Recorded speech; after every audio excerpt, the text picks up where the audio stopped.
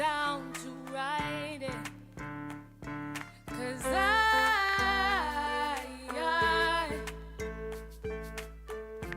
wanted to run and hide it, but the price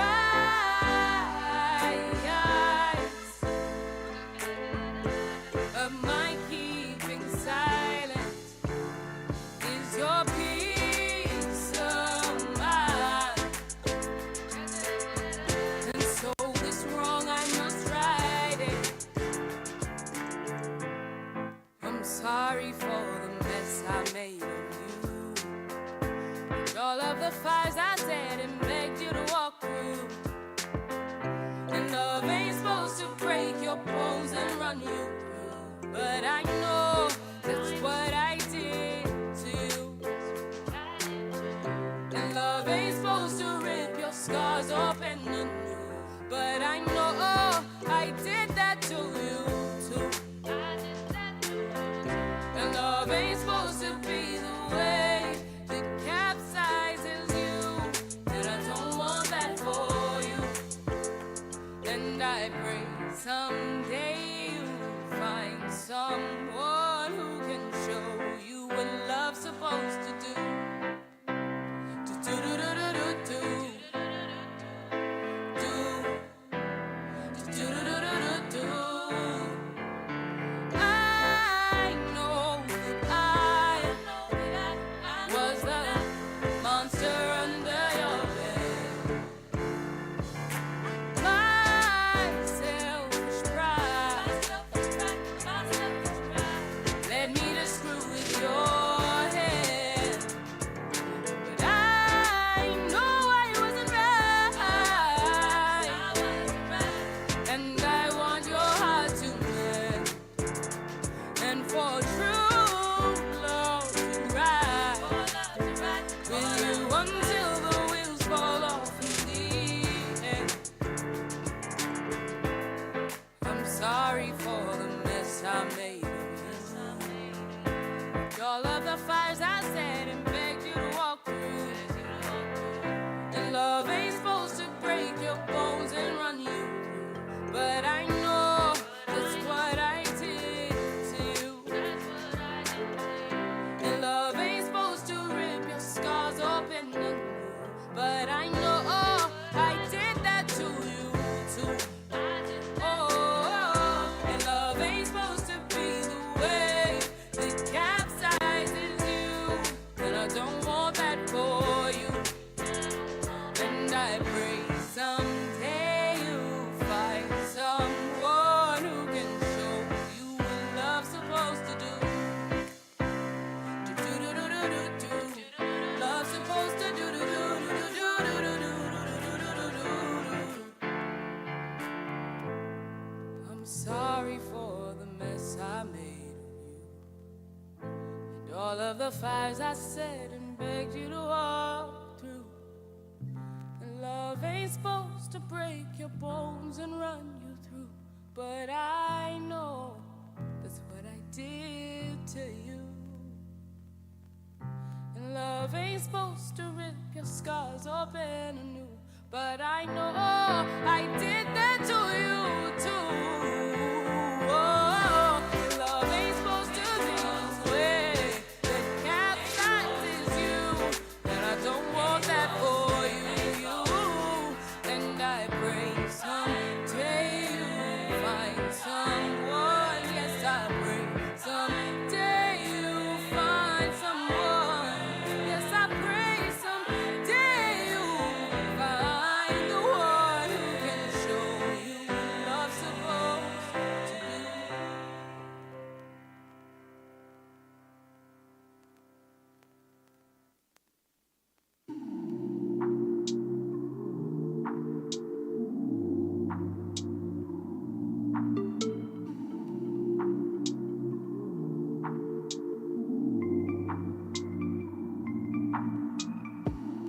I can see the writings on the wall, and still I'm waiting up for calls. They never come and phones that never ring, and it's all unraveling, pulling one life back into too. I never thought I'd lose the glue that did the binding me to you. And the world has changed in so many ways. With a turn of phrase, you turn me upside down and then you rearrange my insides and brain. I can breathe the same. You knock the wind right out of me, and I don't know where to call my home. 'Cause your arms no more can be the one surrounding me. It's how it is dividing me.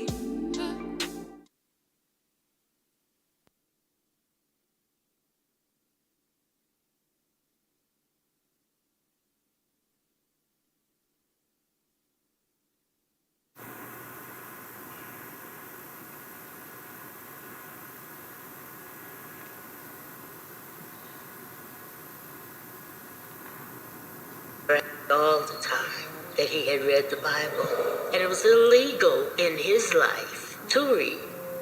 Ultimately, I knew that words have power. I wanted as many people who could hear my voice to understand the importance of her work.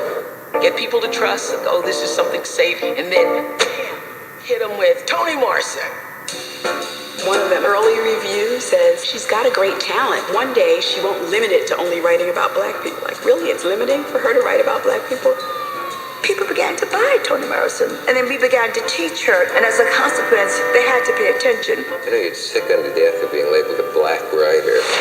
I prefer it. Oh, I thought you probably were tired of it. Well, I'm tired of people asking the question. Oh yes, of course. I don't know where this woman's energy came from to raise two kids, to bring other people of color to the party, and also write these novels. Toni was an editor at Random House.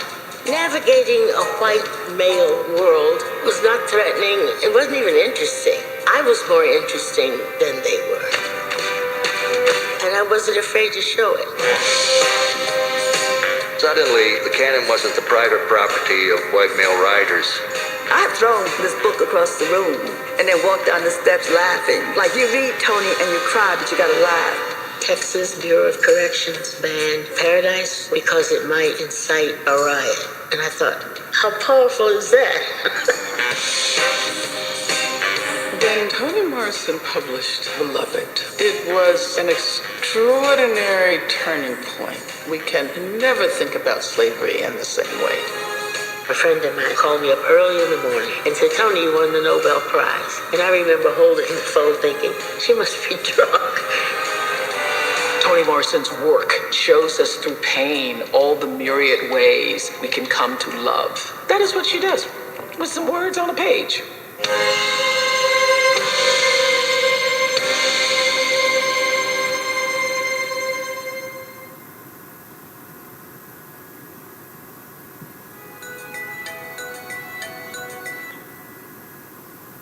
Good afternoon, and welcome to this chapel in honor of Toni Morrison's birthday. Today's chapel is sponsored by Black Women's Caucus, and it is my honor to introduce the work that our artists have prepared. Uplifting the role of Black women's literature in excavating ethical problems and solutions widely subsumed by society was the great contribution of womanist foremother, Dr. Katie Geneva Cannon. Cannon's signature course, Resources for a Constructive Ethic, the Black Women's Literary Tradition, and famous text, Katie's Canon, Womanism and the Soul of the Black Community, empowered the marginalized to do their own canon formation, turning to the voices of Black female literati as ethical and theoethical luminaries. Toni Morrison was foremost among them. Toni Morrison is one of those forever dependable ancestors. You will see today how she remains a fixture of our spiritual canon a generation or two later. Unabashed in her portrayal of the breadth and depth of Blackness, Morrison was prophetic, not only in her revelations of Black life, but also in the unashamed staunchness of her commitment. There was no inch or inquiry of Black being that was unworthy of portraying. Stepping into the lineage of Katie Cannon, today's reflectors and poets will share with you where they have heard the prophetic in Toni Morrison's of work and the creative witness it has moved them to. May you be nourished by this time.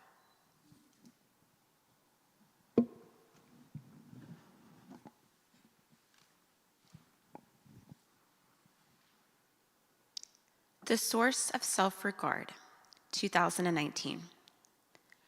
Our past is bleak, our future dim, but I'm not reasonable. A reasonable man adjusts to his environment, and an unreasonable man does not. All progress, therefore, depends on the unreasonable man. I prefer not to adjust to my environment. I refuse the prison of I and choose the open spaces of we.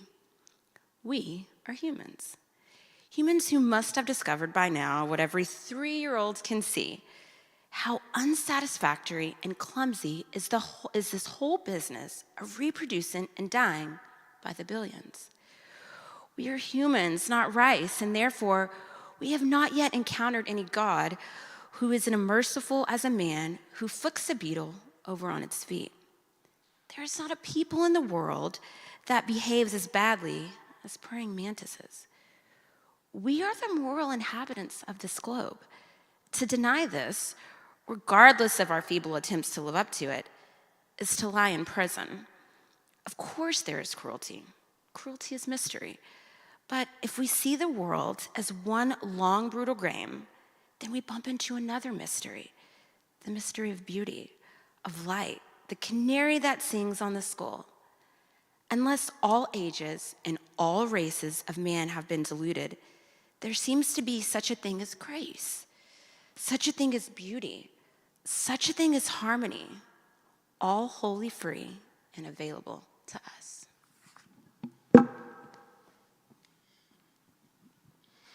Good afternoon.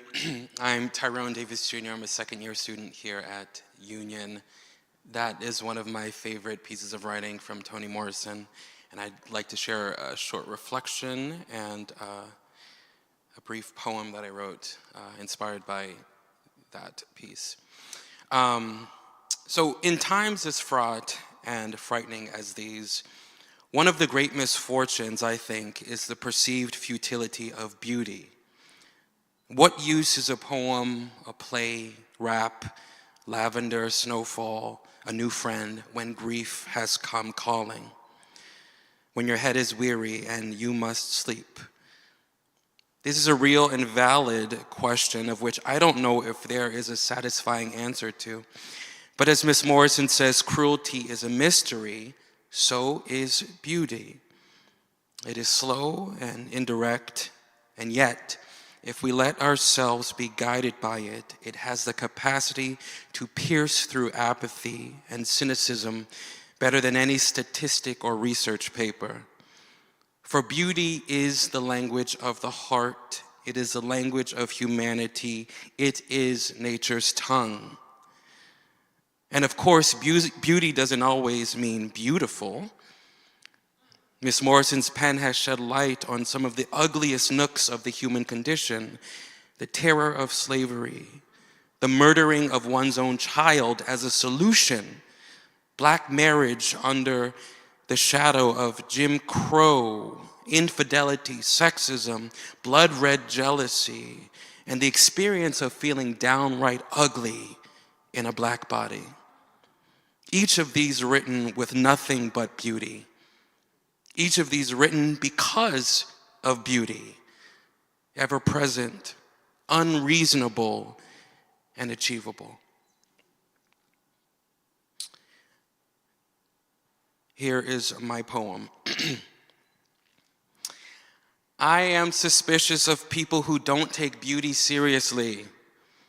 Things we can see, sure, but I mean those things we come to know, those big and tiny disruptions we experience because of beauty. Are we so afraid of beauty that its labor only falls to courageous and tired women? Its creation, its maintenance, its protection? Was the American dream such a disruption to our imaginations that the work of beauty is left only to poets and painters and landscapers? I am suspicious of people who don't take beauty seriously. Why do we only believe the beauty of national parks bordered by blood donning the old bitter flag? Ask me about my road trip to Yellowstone someday. I was glad I had already known the beauty of Mississippi Goddam, of meeting that stranger at Acamo Pueblo, and of that time when Stephanie surprised me with a plane ticket home so that I could be with my family for Christmas. Have they forgotten that our beauty is nature's doing? Whatever created mountain lakes, whatever created forgiveness, created us too. If they took beauty seriously, they would never forget that. I am suspicious of those of you who don't take beauty seriously. How do you know what to walk towards? How do you know when to stop talking? What do you pray for? What exactly do you grieve? Thank you.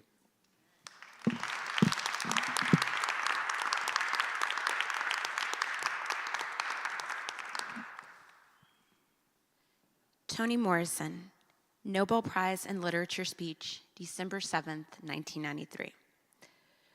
So the question the children put to the blind wise woman, is it living or dead? It's not unreal because she thinks of language as susceptible to death, erasure, certainly imperiled and savageable only by an effort of the will. She believes that if the bird in the hands of her visitors is dead, the custodians are responsible for the corpse. For her, a dead language is not only one no longer spoken or written, it is unyielding language, content to admire its own paralysis. Like saddest language, censored and censoring, ruthless in its policing duties. It has no desire or purpose other than maintaining the free range of its own narcotic narcissism, its own exclusivity and dominance. However moribund, it is not without effect, for it actively thwarts the intellect, stalls conscience, suppresses human potential. Unreceptive to the interrogation, it cannot form or tolerate new ideas, shape others' thoughts, tell another story, feel baffling silences.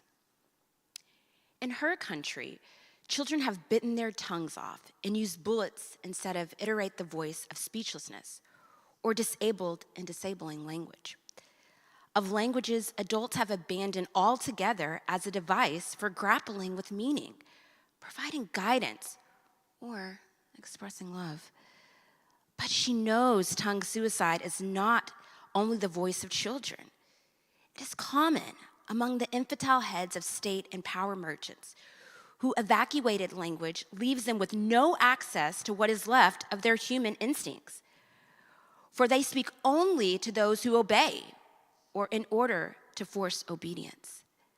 The systematic looting of language can be recognized by the tendency of its users to forego its nuanced, complex, midwifey properties for menace and subjugation. Oppressive language does more than represent violence. It is violence. Does more than represent the limits of knowledge. It limits knowledge. Whether it's obscuring state language or the fox language of mindless media, whether it is the proud but callous language of the academy or the commodity-driven language of science, whether it is the malign language of law without ethics or language designed for the enshrinment of minorities, hiding its racist plunder in its literary check, it must be rejected, altered, and exposed.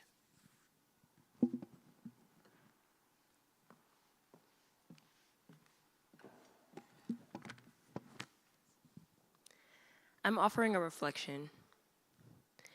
For her, dead language, policing language that does not give life is only salvageable by the will. Will we mind our intentions when we use language?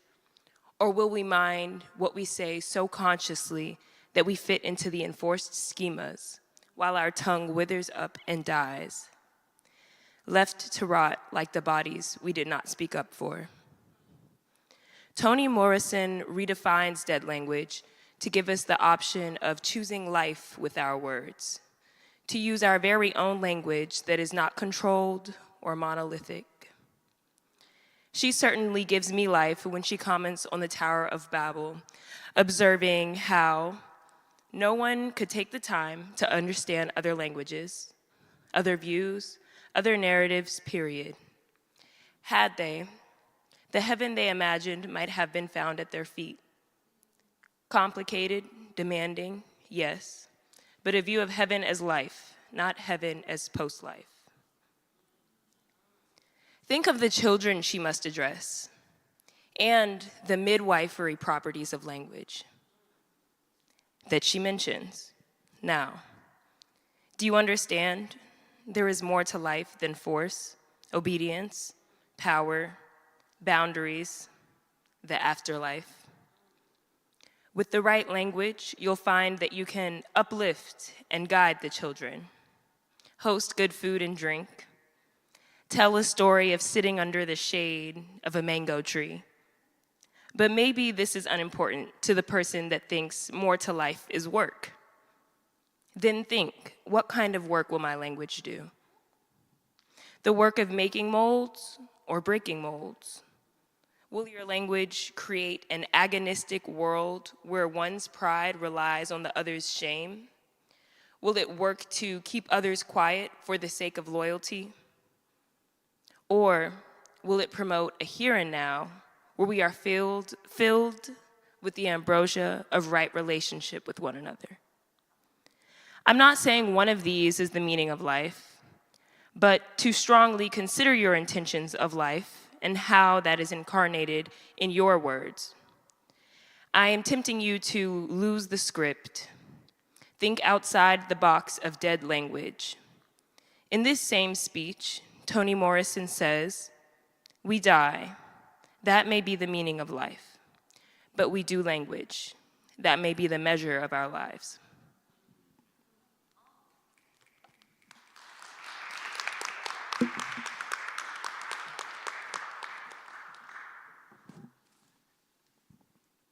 Beloved, 1987. When warm weather came, baby Suggs, Holy, followed by every black man, woman, and child who could make it through, took her great heart to the clearing, a wide open space cut deep in the woods. Nobody knew for what at the end of this path, known only to the deer and whoever cleared the land in the first place. In the heat of every Saturday afternoon, she sat in the clearing while the people waited among the trees. After situating herself on a huge flat-sided rock, baby Suggs bowed her head and prayed silently. The company watched her from the trees. They knew she was ready when she put her stick down. Then she shouted, "Let the children come!" And they ran from the trees toward her. "Let your mothers hear you laugh," she told them, and the woods rang. The adults looked on and could not help smiling. "Then let the grown men come," she shouted. They stepped out one by one from among the ringing trees. "Let your wives and your children see you dance," she told them, and ground life shuddered under their feet. Finally, she called the woman to her. "Cry," she told them, "for the living and the dead. Just cry." And without covering their eyes, the woman let loose. It started that way. Laughing children, dancing men, crying women. And then it got mixed up. Women stopped crying and danced. Men sat down and cried. Children danced. Women laughed. Children cried until, exhausted and riven, all and each lay about clearing damp, grasping for breath. In the silence that followed, baby Suggs, Holy, offered up to them her great big heart. She did not tell them to clean up their lives or go and sin no more. She did not tell them that they were blessed of the earth, its inheriting meek or its glory bound pure. She told them that the only grace they could have was the grace they could imagine, that if they could not see it, they would not have it. Here, she said, in this here place, we flesh that weeps, laughs, flesh that dances on bare feet in grass. Love it hard. Thank you. What is this place deep in the woods that nobody knew? How will we know when we arrive? How will we know what to do when we get there? Mother Morrison places us just outside the clearing with baby Suggs as we look on with bated breath and anticipation. I've been imagining this place for over 2 years now. I've been searching for such a place my entire life. I've been conjuring up images of a space cleared in the wilderness where we can bring our tired, haggard, heartbroken, fleshly selves. A place where we tend to our wounds from the long journey from bondage to liberation. A place where we stop to heal on the move, heal in movement.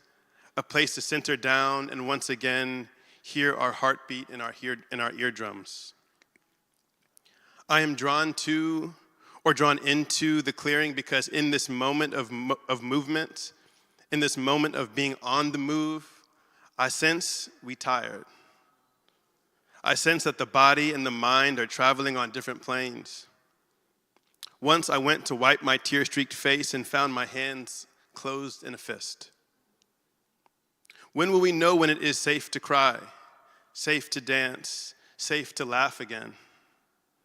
In Taya Miles' biography of Harriet Tubman, Miles writes about the role of wilderness in Harriet's life. She writes, "Wilderness for them, dense vegetation and tree cover, was an actual site of spiritual refuge. In these natural places out of view, seekers might expect to have profound religious experiences. The wilderness, therefore, took on symbolic, layered meanings for Black people as a wild place in the world and a wild process of internal change." According to the womanist theologian Dolores Williams, the wilderness experience, as a religious experience, was transforming. Being physically isolated, entering into relationship with God, being healed and changed by Jesus, and being motivated to return to the community, end quote. So it is to a hollow in the wilderness that Morrison gives language to the terrain of the Spirit. The terrain where we must heal on the move, rest on the move, love on the move, laugh and cry on the move. The clearing is the training grounds for liberation. It is in the folds of a wide open place cut deep in the woods where we will begin to dream up and pantomime the gestures of freedom. It is in the clearing of the wilderness where we will know grace and freedom by its fruit. Thank you.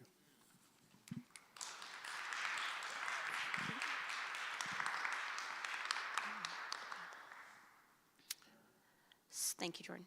Song of Solomon, 1997. Terrible as he thought the whole business was, and repelled as he was by mindlessness and love, he could not keep the deep wave of sorrow from engulfing him as he looked at this really rather pretty woman sitting straight as a pole, holding her breast and staring in front of her out of hollow eyes. The engine of the old car he borrowed roared, but guitar spoke softly to her. You think because he doesn't love you that you are worthless. You think because he doesn't want you anymore that he is right. That his judgment and opinion of you are correct. If he throws you out, then you are garbage. You think he belongs to you because you want to belong to him. Hagar, don't. It's a bad word, belong, especially when you put it with somebody you love. Love shouldn't be like that. Did you ever see the way the clouds love a mountain? They circle all around it. Sometimes you can't even see the mountain for the clouds. But you know what? You go up top and what do you see? His head. The clouds never cover the head. His head pokes through because the clouds let him. They don't wrap him up. They keep his head up high, free, with nothing to hide or bind him. Hear me, Hagar? He spoke to her as he would to a very young child. You can't own a human being. You can't lose what you don't own. Suppose you didn't own him. Could you really love somebody who was absolutely nobody without you? You really want somebody like that? Somebody who falls apart when you walk out the door? You don't, do you? And neither does he. You're turning over your whole life to him. Your whole life, girl. And if it means so little to you that you can just give it away, hand it to him, then why should it mean any more to him? He can't value more than you value yourself. He stopped. She did not move or give any sign that she had heard him.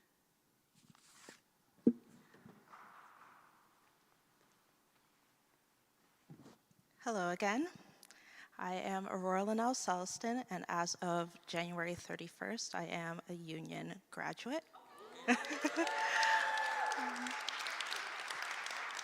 I have found Hagar in this place over and over again, and so today I offer you my poem, Toni's Hagar. Hagar rides shotgun with God crying. Wilderness becomes you, God says to Hagar. God meant it as a compliment, a reassurance. Wilderness is the people, and the people are cruel, Hagar replies, still holding her breath, lest she drops the only love she's ever known. If anyone knows that there is a difference between belonging and being owned, it is Hagar. It should be Hagar, the chosen child of the wilderness. Wilderness is the people, those left behind, and those run off ahead of her. Wilderness is the strum of a guitar and a painted-up face still unwanted, and the furrowed brow of a grandmother who cannot understand. Hagar leans her tears against the window. She rides shotgun with God, crying. Over a boy yet again, a boy who will find belonging and love without her. A boy who will fly on to greatness or glory, whichever one counts for something. Fly on to love. Hagar will not fly. I love you, says God, not taking his eyes off the road. Hagar nods, holding her breasts, so her heart will not fall out, the little love she has in all the world, tumbling out the gap between her ribs onto the floor mat. Thank you. And as we began our time together with the words of Toni Morrison, we will send you out shortly with her words as well. I also want to remind you that when you go out today, today is community lunch in AD 207. But before we release you to community lunch, let us listen to the words of Toni Morrison one last time. Happy birthday, Toni.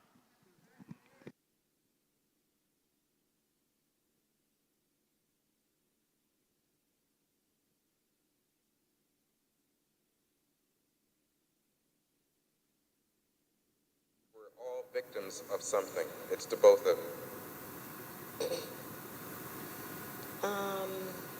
How do you survive whole?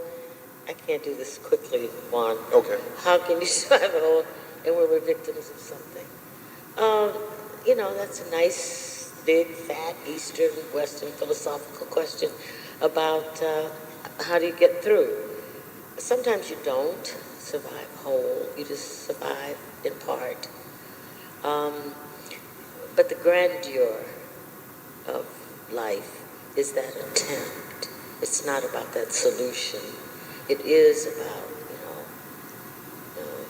being as fearless as one can and behaving as beautifully as one can under completely impossible circumstances. It's that makes it elegant. Good is just more interesting, more complex, more demanding. Evil is silly. It may be horrible, but at the same time, it's not a compelling idea. It's predictable. It needs a tuxedo, it needs a headline, it needs blood, it needs fingernails, it needs all that costume in order to get anybody's attention. But the opposite, which is survival, blossoming, endurance, those things are just more compelling intellectually, if not spiritually. They certainly are spiritually. This is more fascinating job. We are already born. We are going to die. So you have to do something interesting that you respect in between. That was wild. I like that.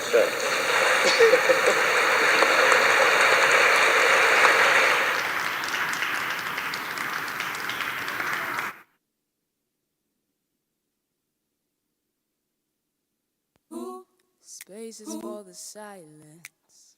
And the things I need to say. Places for the victory. And the pockets of pain. For the revelations. And what questions remain. I'm learning to breathe and hold the space.